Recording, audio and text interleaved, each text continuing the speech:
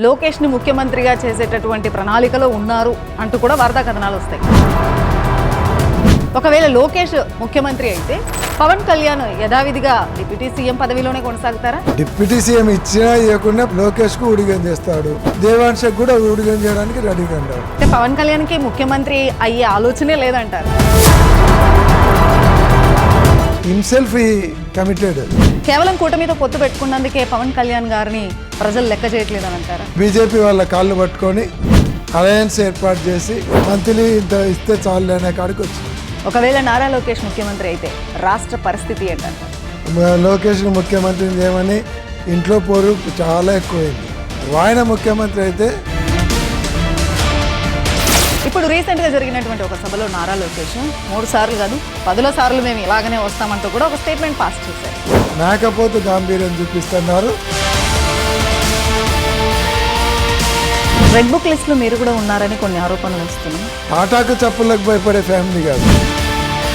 రీసెంట్గా పవన్ కళ్యాణ్ గారు వైసీపీ నా కొడకల్లారా తొక్కి నారదీస్తా చెప్పు తీసుకొట్టాను ఒక్కొక్క వైసీపీ నా కొడుకుని చెప్తాను.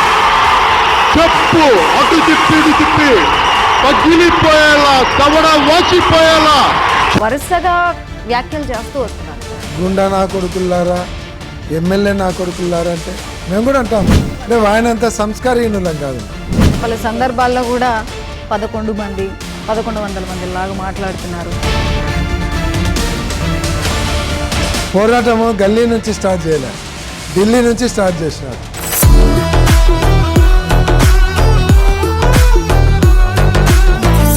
సో 2029 ఎలక్షన్ మొత్తం కూడా మావిగన్ స్టాండ్ మీదనే వెళ్తానంటూ కూడా జగన్ ఒక మాస్ స్టేట్మెంట్ పాస్ చేశారు. Yeah, my next election would be fought on the battle Mavigan versus Amaravati. Yes, we would stand by it.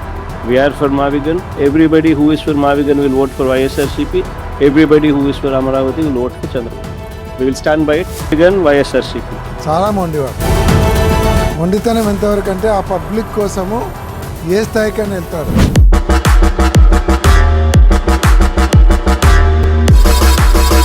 Jagan గారిని ఎదుర్కోవడానికి ఇదంతా వీళ్ళు ఇంకా 3 సార్లు 10 సార్లు కలిసి వస్తామని చెప్పడానికి కారణం కేవలం అంటే జగన్ గారు అంత ఉందంటారా? అసలు జగన్ గారికి ఎంత కాదనుకున్నా హీజ్ అ మాస్ లీడర్, పక్కా మాస్ లీడర్ జగన్మోహన్ రెడ్డి గారు.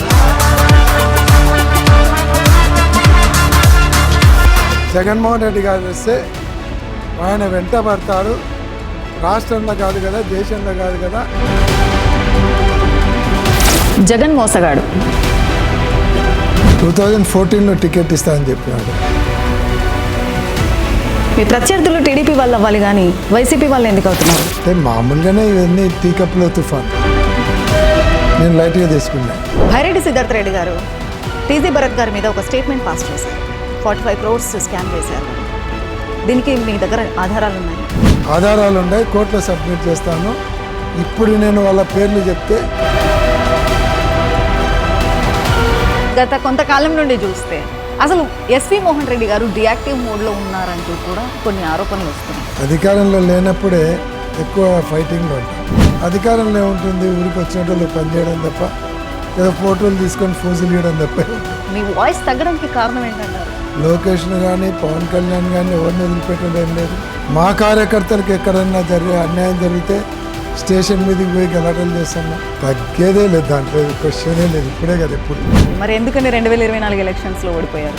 ఆ రోజు రాష్ట్ర వ్యాప్తంగా కూడా కొద్దిగా వ్యతిరేక పవనాలు ఉన్నాయి. మేము ఓడిపోయినాం అనుకోవడం లేదు, వాళ్ళు మేనేజ్ చేసుకున్నారు అనుకో. 2029లో ఒకవేళ మీరు గెలిస్తే మీరు కూడా ఈవీఎం ట్యాంపరింగ్ చేయరని గ్యారంటీ ఉంది? ఈరోజు కూడా జగన్మోహన్ రెడ్డి గారు ఎక్కడ పబ్లిక్లో పోయినా తండోపతండాలుగా వస్తున్నారు. అన్కంట్రోలబుల్.